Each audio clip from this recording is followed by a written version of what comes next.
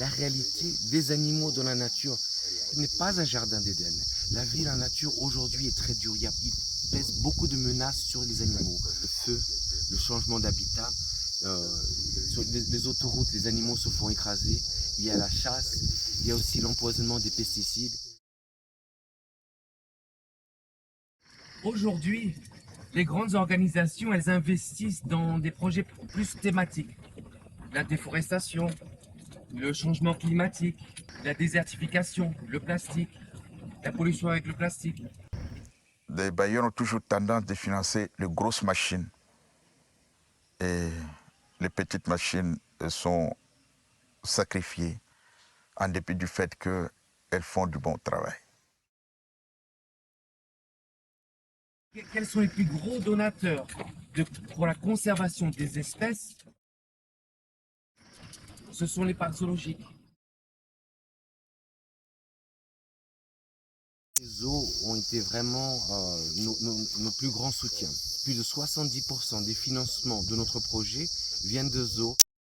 C'est un grand honneur de recevoir aujourd'hui donc le président de l'AFDPZ, Rodolphe Delors. Merci beaucoup d'être ici avec nous et de venir connaître le projet du tatou géant que l'AFDPZ finance depuis de nombreuses années déjà. On a reçu le soutien de Parcs zoologiques français et ça fait déjà 3 ans que la FDPZ, donc l'Association française des parcs zoologiques, nous soutient. Cela nous a permis d'aller un petit peu plus loin dans notre programme de recherche.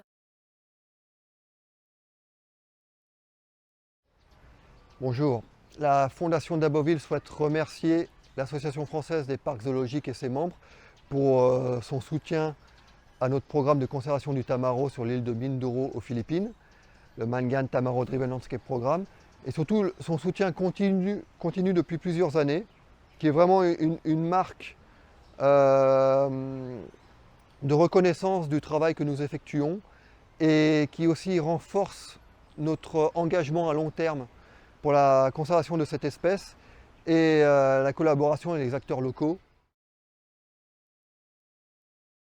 Ces soutiens nous permettent vraiment de focaliser sur les différents aspects du programme qui sont à la fois un aspect technique de soutien aux rangers pour les patrols, l'approche stratégique et le soutien à l'amélioration des capacités techniques, l'aspect recherche scientifique pour essayer de mieux comprendre l'écologie de ces zones où subsiste le tamaro, et l'écologie du tamaro et des espèces endémiques de Mindoro.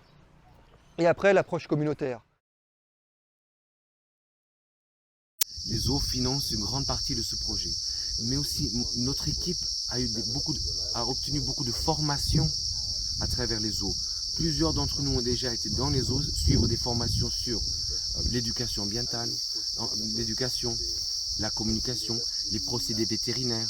Il y a beaucoup de choses que nous avons appris avec nos partenaires dans les zoos. C'est très important aujourd'hui de dire merci à toutes ces personnes et toutes ces institutions qui nous ont soutenus.